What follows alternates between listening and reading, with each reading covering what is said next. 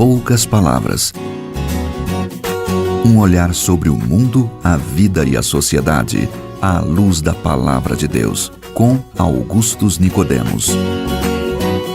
Estamos começando agora mais uma edição do nosso programa Em Poucas Palavras, aqui nesta emissora, através dos podcasts. Obrigado você que nos acompanha no Brasil e no mundo, na Finlândia, Milão, na Itália, né? Puxa. A gente tem gente aí para tudo quanto é lugar, Estados Unidos, né? Estamos ficando internacionais, né? Pois é, o senhor já é, né? Há muito tempo.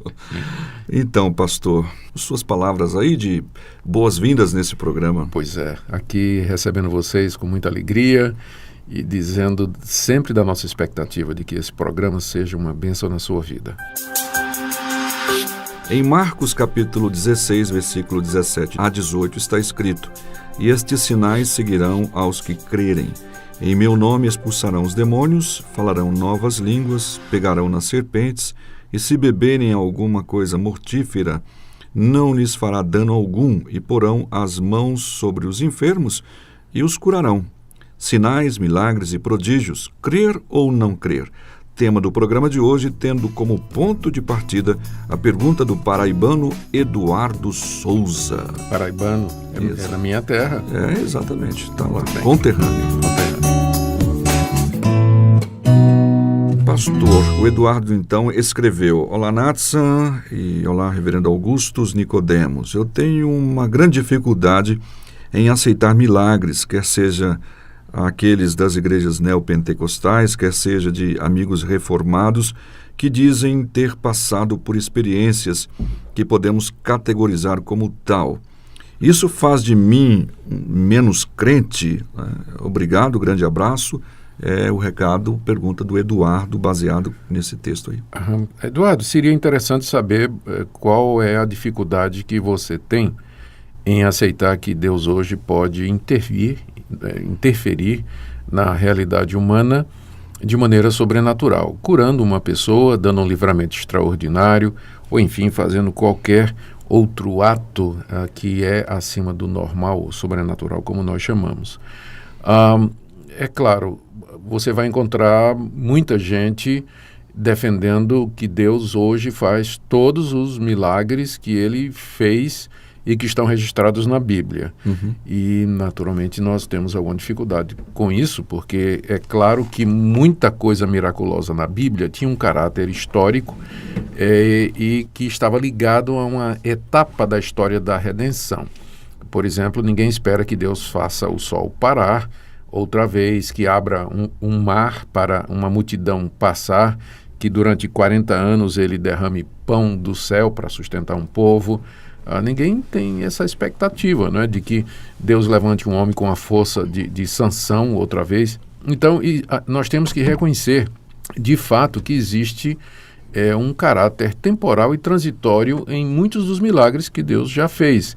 E nós não podemos esperar que Deus faça hoje, repita hoje, milagres que ele realizou no passado e que tinham um propósito específico de atestar a sua revelação, uma etapa da história da redenção. Então nós temos que considerar isso.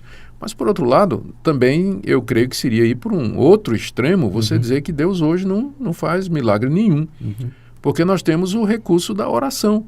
E Deus prometeu que ouviria as nossas orações, feitas em nome de Jesus, feitas em fé, e se elas forem feitas para a glória dele e pedindo coisas que sejam lícitas, coisas que estejam de acordo com sua vontade. Eu creio que, em resposta à oração, Deus pode curar um aleijado, abrir os olhos de um cego, Deus pode curar uma pessoa de AIDS, Deus pode dar um livramento extraordinário. Deus é Deus, ele faz o que ele quiser em resposta à oração. Por isso que eu fiz essa pergunta a você.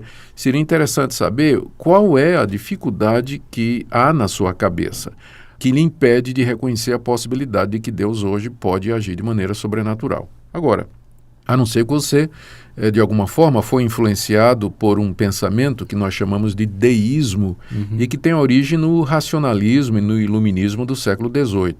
O deísmo basicamente afirma a existência de Deus, existe um Deus, mas nega a sua intervenção no mundo.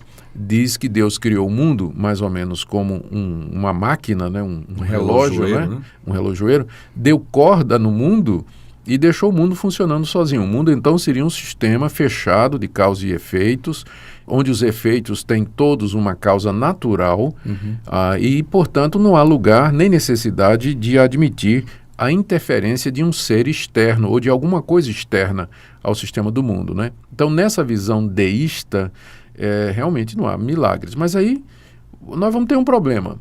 Se Deus não pode mais realizar milagres hoje, e os milagres que estão na Bíblia, eles aconteceram de fato? Ou então, como é que a Bíblia pode ter sido inspirada por Deus se Deus não tem a habilidade de entrar no mundo humano e de interferir? Então, por isso que é importante. Você perguntou se não acreditar em milagres faz de você menos crente. Então, eu preciso fazer uma outra pergunta para você. Você se refere somente aos milagres de hoje, que são realizados em círculos pentecostais e neopentecostais, ou você se refere aos próprios milagres narrados na Bíblia? Porque se você tem dificuldade em aceitar os milagres que estão registrados na Bíblia, isso não faz de você menos crente, isso faz de você um incrédulo. Porque o principal milagre registrado na Bíblia é a ressurreição de Jesus Cristo. Isso. E sem crer, fundamental. E se você não crê na ressurreição dos mortos e na ressurreição de Jesus Cristo, então nem cristão você pode ser, porque essa é o requerimento principal. O apóstolo Paulo diz lá em Romanos, capítulo 10, se no seu coração você crê que Deus ressuscitou a Jesus dentre os mortos e com sua boca confessar isso, você será salvo.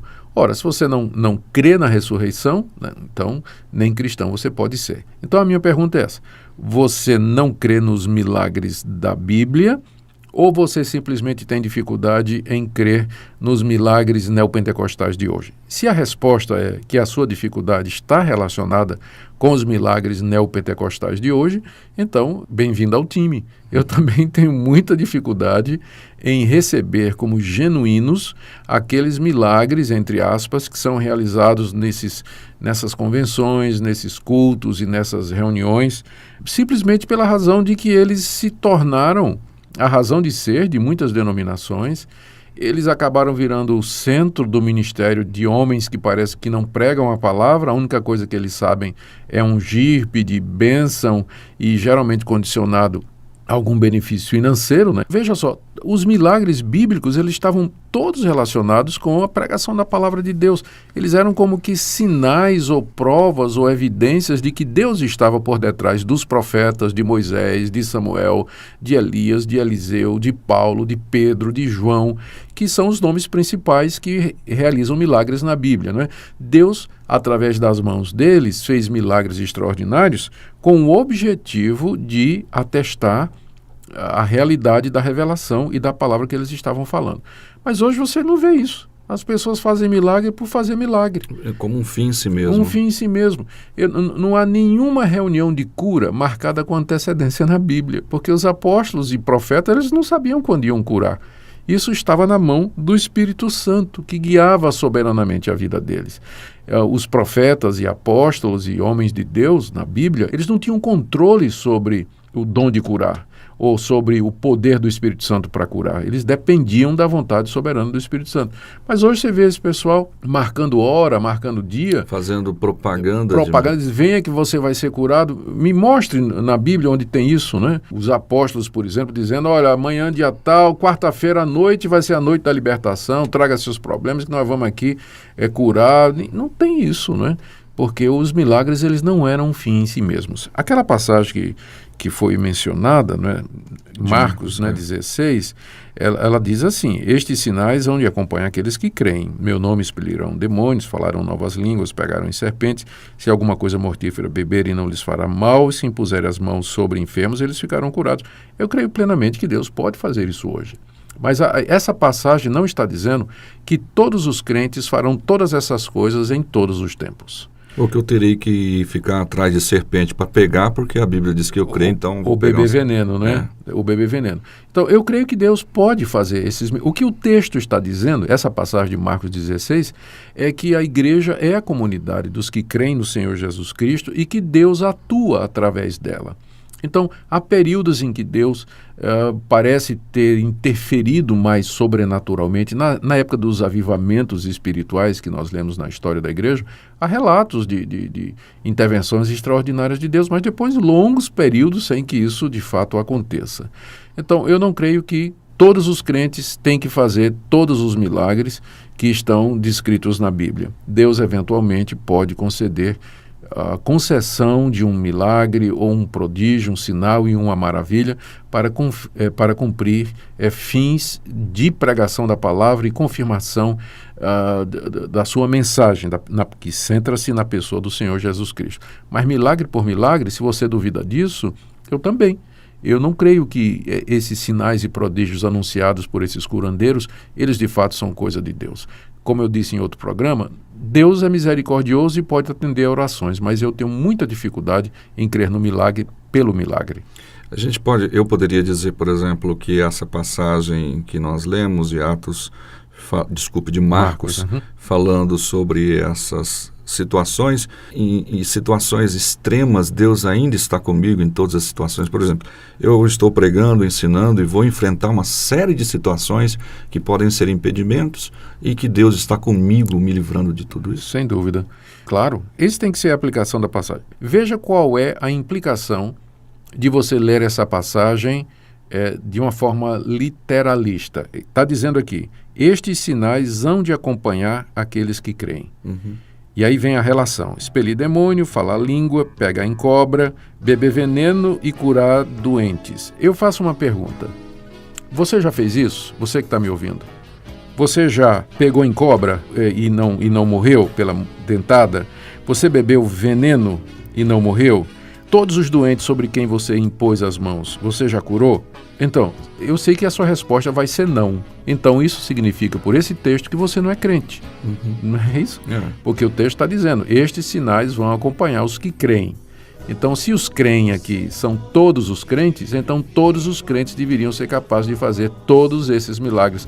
Mas a história, a prática, a realidade e a sua consciência demonstram que isso não é verdade, você sabe disso. Você não é capaz de fazer sinais e prodígios. Então, é evidente que o texto está apenas dizendo que Deus acompanhará a sua igreja e o seu povo com estes sinais quando lhe convier. Então tá bom, eu acabo provocando o pastor com um pouco mais de assunto e depois eu fico ao tempo. Pois é. Pois bem, nós agradecemos então aos nossos ouvintes e aqui nesse instante agradecendo ao Eduardo Souza, lá da Paraíba, conterrâneo do nosso comentarista. Obrigado pela sua audiência, também ao Agrimar de Juazeiro do Norte, no Ceará, e a Natália, lá de Natal, Rio Grande do Norte. Rio Grande do Norte. Pastor. Só agradecendo, mais uma vez a audiência dos nossos queridos ouvintes e desejar que esse programa seja uma bênção em sua vida.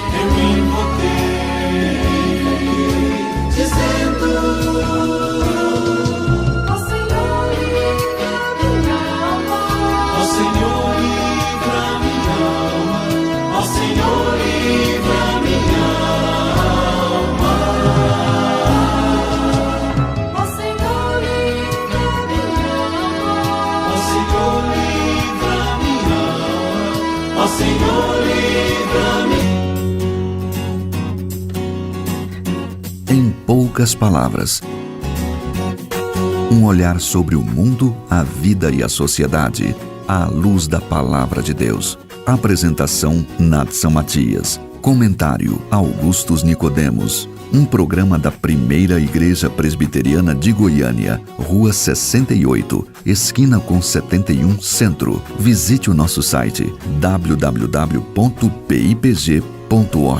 Apoio Seminário Presbiteriano Brasil Central, Goiânia.